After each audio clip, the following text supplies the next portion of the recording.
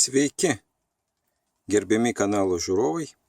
Dabar aš jums pademonstruosiu paprasčiausią ir greičiausią būdą atsikratyti piktžolių šiltnamį. Kaip jūs gerai prisimenat, aš jums patariau šiltnamį būtinai mulčiuoti. Ir va čia yra pirmas mulčias, kuris buvo uždėtas dar sodinant pomidorus. Ir kaip jūs matot, mulčias stipriai suplonėjo, nes tai yra normalu. Jisai, kaip aš sakau, susivalgo, dirba naktiniai sliekai, traukia tos žolės į žemę, užkasa, bet to žolės pūna, pasiverčia trąša ir be abejo po truputį prasimuša piktžolės.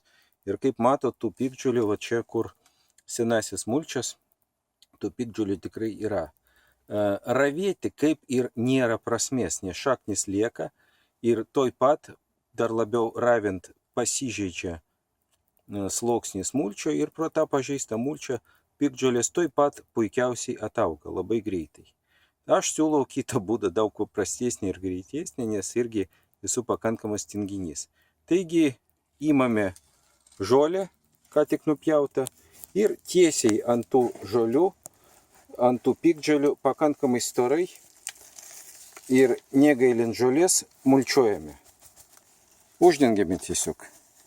Nereikia ravėti, nereikia nutraukti, nurauti nuo šaknies. Tiesiog ant jų taip, kad piktžolės atsidurtų gulinčios ant žemės, o ant jų storai uždedame žolės. Kaip aš jums ir anksčiau minėjau, mulčio sluoksnį reikia visą vasarą pastoviai papildyti, nes jisai saugo drėgmę, duoda maistinių medžiagų augalai ir neleidžia augti piktžolėm. Taigi tiesiai ant piktžolių uždedame mulčio ir jeigu prisimenate iš mokyklos biologijos kurso, augalams tam, kad jie gyvuotų, reikalinga šviesa. Mes uždengiame šviesą ir piktžolės su visom savo šaknim po kelių dienų labai sėkmingai žus. Labai efektyvus metodas, daug efektyvesnis negu ravėti rankomis.